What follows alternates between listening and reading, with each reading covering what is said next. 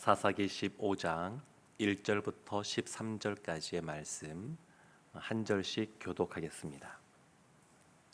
얼마 후 밀 거둘 때에 삼손이 염소 새끼를 가지고 그의 아내에게로 찾아가서 이르되 내가 방에 들어가 내 아내를 보고자 하노라 하니 장인이 들어오지 못하게 하고 이르되 내가 그를 심히 미워하는 줄 알고 그를 내 친구에게 주었노라. 그의 동생이 그보다 더 아름답지 아니하냐.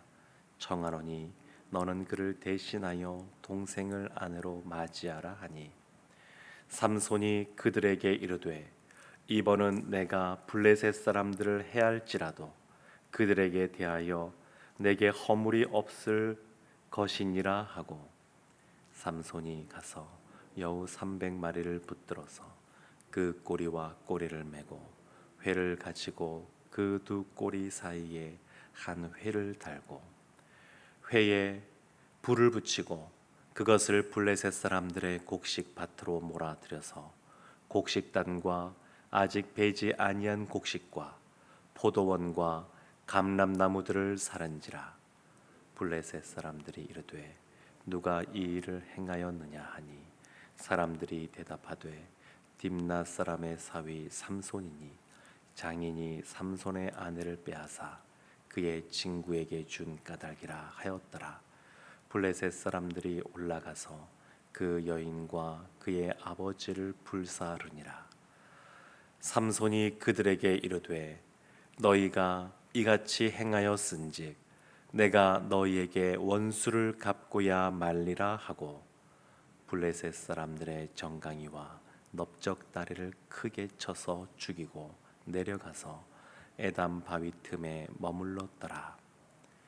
이에 블레셋 사람들이 올라와 유다의 진을 치고 레히에 가득한지라. 유다 사람들이 이르되 너희가 어찌하여 올라와서 우리를 치느냐. 그들이 대답하되 우리가 올라온 것은 삼손을 결박하여 그가 우리에게 행한 대로 그에게 행하려 함이로라 하는지라. 유다 사람 3,000명이 에담 바위 틈에 내려가서 삼손에게 이르되 너는 블레셋 사람이 우리를 다스리는 줄을 알지 못하느냐. 내가 어찌하여 우리에게 이같이 행하였느냐 하니 삼손이 그들에게 이르되 그들이 내게 행한 대로 나도 그들에게 행하였노라 하니라. 그들이 삼손에게 이르되 우리가 너를 결박하여 블레셋 사람의 손에 넘겨주려고 내려왔노라 하니 삼손이 그들에게 이르되 너희가 나를 치지 아니하겠다고 내게 맹세하라 하매 함께 읽겠습니다. 그들이 삼손에게 말하여 이르되 아니라 우리가 다만 너를 단단히 결박하여 그들의 손에 넘겨줄 뿐이요 우리가 결단코 너를 죽이지 아니하리라 하고 새 밧줄 둘로 결박하고 바위 틈에서 그를 끌어내니라. 아멘.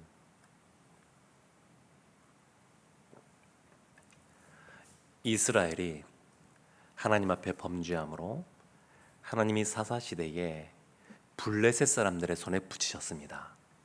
이스라엘의 블레셋 땅 가운데 블레셋에게 무려 40년이나 그들의 다스림을 받고 있을 때였습니다.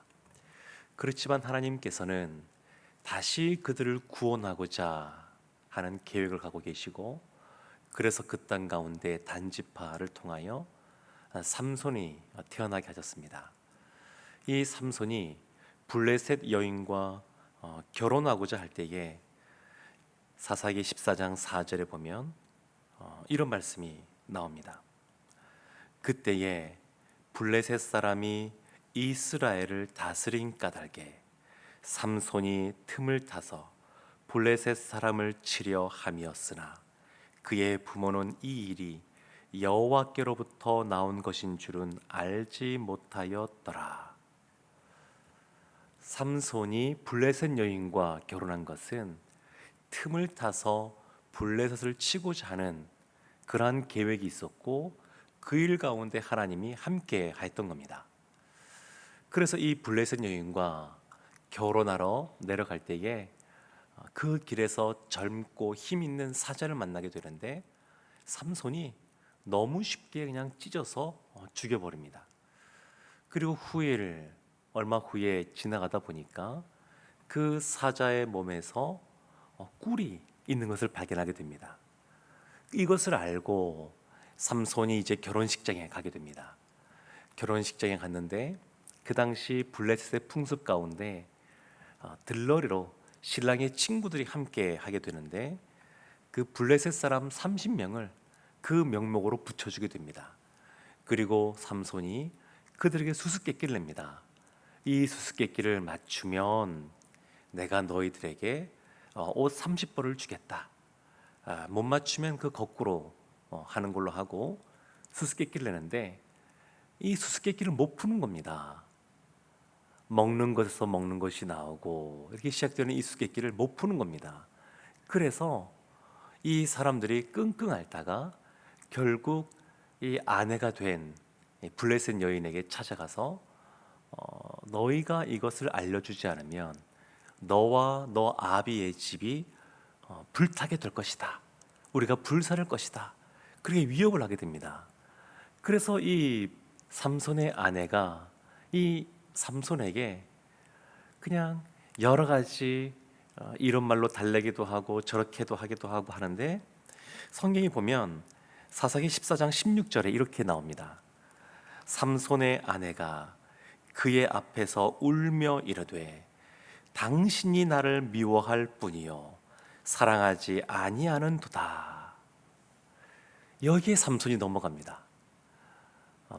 사람마다 좀 차이는 있겠지만 동서고금을 막론하고 당신이 이걸 나한테 알려주지 않는 것은, 이렇게 하지 않는 것은 나를 사랑하지 않기 때문이에요. 이렇게 하면 상당히 많은 그 남편들이 여기에 마음이 흔들리고 넘어가는 것을 볼 수 있는데 여기에 삼손이 넘어가는 겁니다. 그래서 그것을 알려줍니다. 꿀보다 단 것이 없고 사자보다 강한 것이 없다. 이렇게 그것을 알려주어서 결국 이 수수께끼를 그 사람들이 풀게끔 이제 만듭니다. 그래서 이 삼손이 마음에 분이 일어나서 그 블레셋 지역에 가서 30명을 때려서 죽이고 그 옷을 벗긴 다음에 그 옷을 전해주게 됩니다. 그리고 나서도 마음의 분이 사그러지지 않습니다. 그래서 아직 결혼식이 완전히 그 결혼식은 끝나고 그 축하하는 기간이 끝나지 않았음에도 불구하고 자신의 아버지의 집으로 돌아오게 됩니다. 근데 이 블레셋의 그 장인, 삼손의 장인이 보통 사람이 아닌 것 같습니다. 그 딸을 다른 사람에게 결혼 지참금을 또 아마 받았을 텐데 받고 또 내어주게 됩니다. 얼마 후에 오늘 15장 1절 이렇게 시작합니다. 얼마 후 밀 거둘 때에 삼손이 염소 새끼를 가지고 그의 아내에게로 찾아가서 삼손이 얼마 지난 이후에 그 분이 삭혀진 것 같습니다. 그 끌어올랐던 그런 분노가 감정적으로 다스려지게 되면서 내가 다시 가야지라고 하는 마음으로 다시 화해하는 의미로 이 염소 새끼를 가지고 간 것 같습니다. 근데 가지고 갔더니 아내를 못 만나게 하는 겁니다. 장인어른이. 원래 이 당시에는 결혼할 때 이 신랑이 결혼 지참금을 주고 아내를 데려오는 이런 형식인데 그 장인이 그것을 다시 되돌려 주지도 않고 다른 사람에게 돈을 더 받고 아마 이 딸을 내준 것 같습니다. 오늘날과 다르게 인권이 보장되지 않고 또 여성들을 보호하지 않던 시대이다 보니까 마치 물건을 사고 파는 것처럼 이 장인이 그 딸을 대하게 됩니다. 그러면서 그 큰 딸의 동생, 여동생이 더 이쁘지 아니하냐, 이 여동생과 또 결혼을 해라, 이렇게 달랩니다. 근데 삼손이 여기에 대해서 그것을 단호하게 거절합니다. 이것은 결혼 관계가 끝나지 않았다라고 하는 것을 분명하게 드러내는 겁니다. 그러면서 15장 3절에 이렇게 나옵니다. 삼손이 그들에게 이르되 이번은 내가 블레셋 사람들을 해할지라도 그들에게 대하여 내게 허물이 없을 것이니라. 삼손이 복수하기로 결심합니다. 그런데 이것이 단순히 어떤 개인적인 또 아주 사소하고 아주 더러운 어떤 욕심을 채우는 그러한 복수는 아닙니다. 그런 복수는 아니고 이 삼손이 복수를 행함에 있어서 정당성이 확보가 된 그러한 복수를 하게 됩니다. 근데 이 삼손이 어떻게 복수를 하게 되냐면 여우 300마리를 사로잡습니다. 살아있는 여우를 어떻게 그렇게 많이 잡았는지 모르겠는데 300마리를 잡습니다. 그래서 그 여우의 꼬리를 2마리씩 묶어서 그 사이에 횃불을 달아놓습니다. 그러니까 꼬리에 불이 붙어버렸으니까 이 여우들이 그냥 갈팡질팡하면서 그냥 블레셋 전역으로 막 이렇게 달려가는 겁니다. 어쩌면 그것을 피해서 이곳저곳 밭 사이를 헤매고 다녔을 텐데, 그러면서 아주 많은 것들이 불타게 됩니다. 그래서 5절 말씀 보면 이렇게 나옵니다. 회에 불을 붙이고 그것을 블레셋 사람들의 곡식 밭으로 몰아들여서 곡식단과 아직 베지 아니한 곡식과 포도원과 감람나무들을 살은지라. 그러니까 많은 것들을 살라버렸습니다. 먹어야 될 것, 지금 밀 거둘 때였으니까 추수할 때인데 그 많은 것들을 다 불태워버렸습니다. 그러니까 블레셋 사람들이 여기에 대해서 또 복수를 다짐하고 복수를 행하게 됩니다. 그것이 6절 말씀에 나옵니다. 사람들이 묻습니다. 누가 도대체 행했느냐? 그러니까 그 삼손의 상황을 얘기하면서 그 삼손의 장인이 자신의 그 삼손의 아내를 빼앗아서 다른 사람에게 주었기 때문입니다. 이렇게 말을 하니까 블레셋 사람들이 삼손을 바로 복수한 것이 아니라 그의 장인과 그 집안의 복수를 행합니다. 그것이 6절 끝에 있습니다.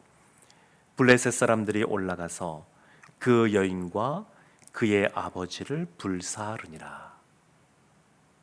삼손의 아내가 자신과 자신의 집이 그 수수께끼의 답을 알려주지 않으면 불사를 것이다, 그런 위협을 받아서 그것을 눈물 작전을 통해서 알려줬는데 결국 다 그 집안이 불사름을 당하는 그런 안타까운 일이 벌어지게 됩니다. 근데 이 사건을 들은 삼손이 또 다시 복수를 하게 됩니다. 7절 말씀이 이렇게 나옵니다. 삼손이 그들에게 이르되 너희가 이같이 행하였은즉 내가 너에게 원수를 갚고야 말리라. 그러면서 이번에는 어떻게 복수를 내냐면 8절 말씀이 이렇게 나옵니다. 블레셋 사람들의 정강이와 넓적 다리를 크게 쳐서 죽이고, 블레셋 사람들을 죽여버렸습니다. 많은 사람들을 죽인 것 같습니다. 그리고 나서 삼손이 어디로 가냐면 에담 바위 틈에 머물렀습니다. 그냥 바위 틈 안에 홀로 이렇게 있게 됩니다. 이것을 안 블레셋 사람들이 또 복수를 다짐하게 됩니다. 9절 말씀이 이렇게 나옵니다. 이에 블레셋 사람들이 올라와 유다의 진을 치고 레히에 가득한지라. 삼손 한 사람을 잡기 위해서 수많은 블레셋 사람들이 군대를 일으켜서 그 삼손이 있는 곳으로 올라왔습니다. 이 블레셋이라고 하는 지역은 이스라엘의 남쪽에 있습니다. 그래서 유다 지파가 있으면 그 밑에 그리고 바닷가를 끼고 있습니다. 단지파는 블레셋 바로 위에 있는 지파고 그 옆에 유다 지파가 있는데 그 유다 지파 쪽으로 이 블레셋 군대가 수많은 사람들이 올라온 겁니다. 유다 사람들이 깜짝 놀랐습니다. 그래서 그들도 사람들을 끌어모아서 그래서 블레셋 사람들을 만나게 되는데 10절 말씀에 이렇게 유다 사람들이 말합니다. 유다 사람들이 이르되 너희가 어찌하여 올라와서 우리를 치느냐.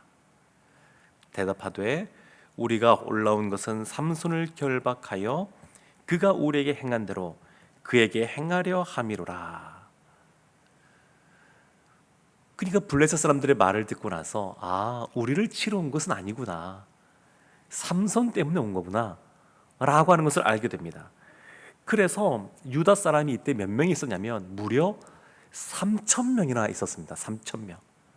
블레셋이 올라올 때 그 3,000명이나 되는 사람들이 마중 나갔었는데, 이들이 바위 틈에 머물렀던 이 삼손을 잡기 위해서 유다 지파 3,000명이 그 삼손에게 갑니다.